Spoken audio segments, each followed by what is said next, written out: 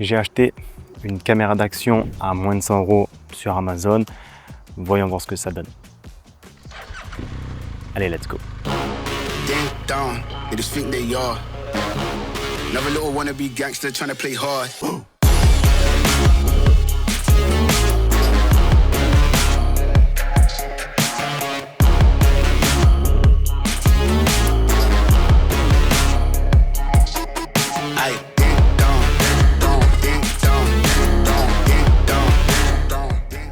Disclaimer, la vidéo n'a pas pour but de dénigrer une marque en particulier.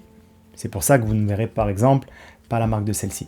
Mais l'idée est plus de voir ce que ce genre de caméra vaut, notamment si on la compare à l'une des références du marché, une GoPro. Qui plus est, car il y a un nombre considérable de caméras de ce type en vente sur le net. Alors cette caméra, elle m'a coûté 80 €, versus plus de 400 pour une caméra de ce type. Alors on peut trouver des cams moins chers, mais j'en ai choisi une qui est censée être capable de filmer en 4K 60 fps, pour de jolis ralentis. On peut en trouver d'autres pour une trentaine, quarantaine d'euros, mais elles sont limitées à du 30 fps en 4K. Alors au déballage, ce qu'il y a de bien, c'est qu'elle est livrée avec tout un tas d'accessoires. Caisson, fixation en tout genre. Donc ça, c'est plutôt un bon point. La caméra en elle-même, à la prise en main, tu sens que c'est du très bas de gamme. Il n'y a qu'à voir le cache de la carte SD. La batterie aussi, elle est toute petite si on la compare à celle d'une GoPro. Mais bizarrement, elle a plutôt bien tenu dans mes tests. On a quand même un écran tactile qui, sans être d'une fluidité folle, est fonctionnel.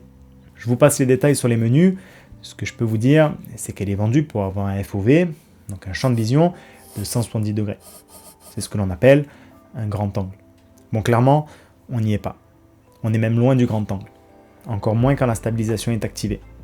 Il est même plus étroit que le plus petit angle disponible sur une GoPro. Regardez par exemple la GoPro mis en Super View et celle-là. Pour moi, c'est le grand angle que peut offrir ce type d'action cam qui fait tout leur intérêt. Surtout sur des plans embarqués comme en moto. Ça fait, selon moi, bien plus immersif. Et là, pour le coup, on n'y est pas du tout. Il y a quand même une stabilisation disponible. Alors pour le coup, je trouve qu'elle fait le job. On n'est bien sûr pas au niveau d'une GoPro, mais ça a le mérite d'être là et c'est plutôt correct. Niveau qualité d'image maintenant, qu'est-ce que ça donne? Je vous mets un comparatif de cette caméra avec une GoPro. Ici, une GoPro 11 avec tous les paramètres mis au minimum. Donc, plus petit débit, pas de 10 bits et pas de profil flat. Et même avec ça, on voit clairement la différence de qualité. Je ne sais pas si ça se voit bien à l'écran, mais de mon côté, sur ma timeline, ça se voit clairement.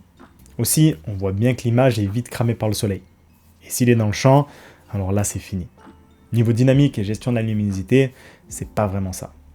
Même ma GoPro 6 à l'époque avait selon moi une meilleure qualité d'image. Autre point également, elle ne filme qu'à 30 ou 60 fps. Moi qui filme en 25 ou 50 fps, c'est vraiment embêtant. Sur une GoPro par exemple, on peut choisir 24, 25, 30, 50 ou 60 fps. Un autre point également à prendre en compte, c'est l'expérience d'utilisation. Sur une GoPro, et les autres modèles d'ailleurs, DJI, Insta360, on a généralement un écran devant pour se cadrer, des indicateurs lumineux quand on filme, ça déclenche l'enregistrement quand on appuie sur REC et que la caméra est éteinte. Là, rien de tout ça. Et à l'utilisation, quand on est habitué à d'autres produits type GoPro, c'est vraiment galère. Tu n'es jamais sûr que tu aies bien déclenché le REC. D'une part car quand la caméra est éteinte, le fait d'appuyer sur REC n'allume pas la caméra, et si elle est en veille, tu dois appuyer 2 fois. Une fois pour la sortir de veille, une autre fois pour lancer ou arrêter le REC. Donc là, vraiment, c'est assez galère. Elle a quand même le Wi-Fi et une application disponible. Je ne vais pas m'attarder dessus, c'est très basique. Déclenchement du REC, modification des quelques paramètres disponibles. On peut visionner et télécharger les rushs, mais c'est pas vraiment au point. Je comprends maintenant un peu mieux la différence de prix qu'il peut y avoir. C'est même incomparable comme produit. Alors pour monsieur tout le monde, pour filmer 2-3 vidéos en vacances, puis la laisser au fond du tiroir, ça peut éventuellement faire l'affaire. Avec une qualité d'image des années 2010, on va dire. Pour faire de l'image un peu plus souvent, voire quelques montages, là clairement, il faut passer son chemin sur ce genre de produit. Qualité de fabrication, qualité d'image, même expérience d'utilisation, c'est vraiment incomparable. Et même au prix où c'est vendu, je trouve ça cher pour ce que c'est.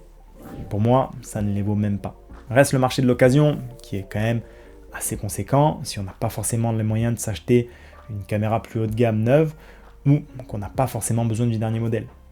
Une GoPro 10 par exemple peut largement faire l'affaire aujourd'hui et encore pour quelques années. Cette vidéo touche à sa fin, j'espère qu'elle vous aura plu. En tout cas, moi j'ai pris plaisir à faire ce test.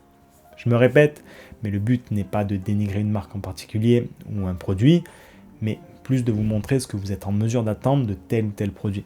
C'est tout pour moi aujourd'hui, je vous dis à la prochaine, prenez soin de vous, bye bye.